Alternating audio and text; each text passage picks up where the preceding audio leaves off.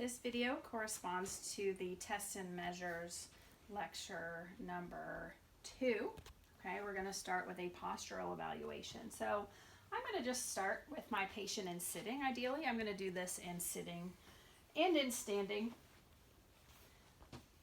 And as I talked about in my lecture video, that really my observation of posture and alignment begins with when I might have gone and retrieved Julian from my waiting room. I would have watched how he was sitting, which pretty sure this is not how he would have been sitting in my waiting room. Why don't you show me how you actually would probably be sitting?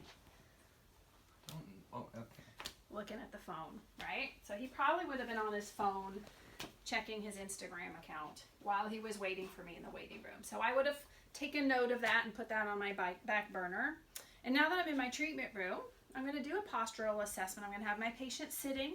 Ideally, I want their feet firmly on the ground. So if you have a high-low table, now is the time to adjust it so that his lower extremities are supported. Okay, so I'm going to just start by observing his posture and his alignment from the front. Okay, and what I'm looking at is I'm looking at his head position. Okay, I'm looking to see how his head is in line with his neck. Okay, one thing that I kind of noticed with him is that he likes to hold his occiput in a little bit of left side bending. Okay, I am also looking at the contour and the tone of his neck muscles, and particularly the sternocleidomastoid. A lot of times in your neck patients, those muscles, you may see them kind of bulging out of the neck a little bit, especially in a patient who has pain. I'm looking at upper trapezius, and you can see over there. I'm looking at his shoulder height, and I'm looking at the generalized tone and symmetry of his upper traps. I'm looking at shoulder height. Okay. One thing I noticed with him is that he has a lot more tone in his right upper trapezius region. And when I put my hand on it, I can also feel that. Okay. Okay. Now, let's take a look at him. I'm actually going to put you into standing now, so go ahead and stand up. Okay. I'm going to have him standing.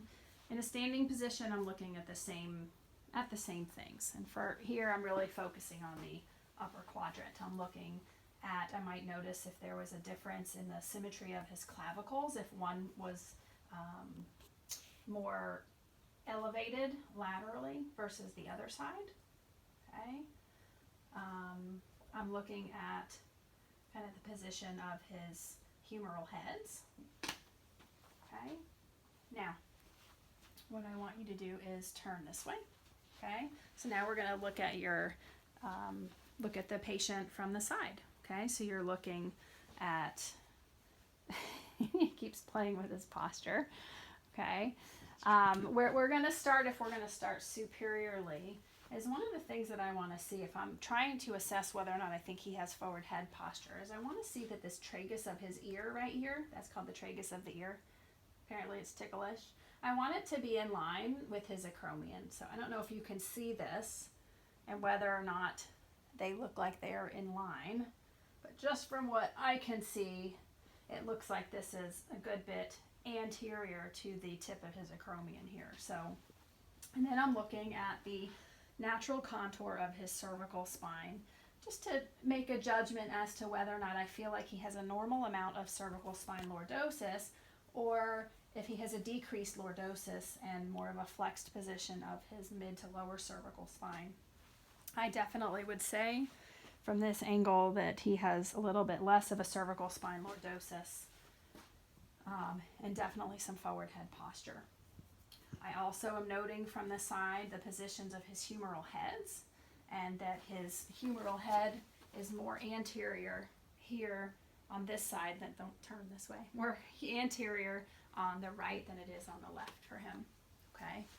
Now, the other thing I'm noting as I'm working down this way is the contour of his thoracic spine. Okay. Is it a normal amount of thoracic kyphosis, or is it increased? Okay. For him, I would say with his standing position here, it looks like it's increased. But what I might want to do actually before I make that assessment is have him tuck his pelvis under a little bit. And actually, yeah, there are some things down here with him that I know that need some adjusting. For example, he kind of stands with his pelvis tucked under and sheared forward, which I believe for him accentuates his thoracic kyphosis. So I think there are some issues from below that might need addressing, that might be making it look like he has an excessive thoracic kyphosis. Okay, now that is from the side, and now I'm going to turn him this way. So then you want to look at your patient from the posterior aspect. Okay, so again, I'm starting up here at the head, and I'm looking to see if his head is straight and in line with his spine. And then I am looking at the contour of the muscles of his neck. Sometimes you can see if there's a visible increase in tone of the paravertebral musculature. And then I'm going to move out and look at these muscles here between the neck and the shoulder. In particular, the upper trapezius, which we also noted in sitting. I think it looks like he has more tone in the muscle over here on the right than he does on the left.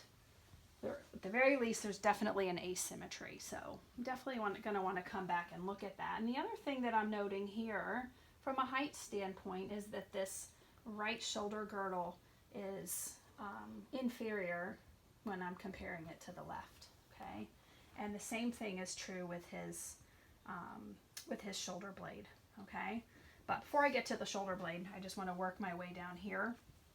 Obviously, from a posterior perspective, I'm looking to see, are there any lateral convexities with respect to the alignment of the spine. Okay, now I notice maybe a teeny weeny bit here. Okay, some of that could also be because this right shoulder girdle is in a little bit of depression. It is not uncommon for people's, Julian, you're right-handed, correct? Yes. For on your dominant side, to be a little bit lower or inferior compared to the other side. So that might be something that I put on my back burner. The other thing that I'm going to look at then are the positions of the shoulder blades. Now, remember that superior angle is at about the T2-3-ish level down to about T8 or T9, okay?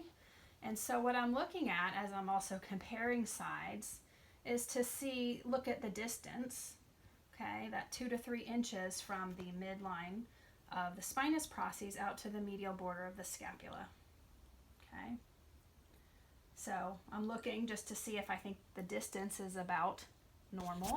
And then I'm also comparing. And I don't know if you can notice this, but I'm noticing that his right medial border of his shoulder blade appears to be farther lateral to the spine than his left side is.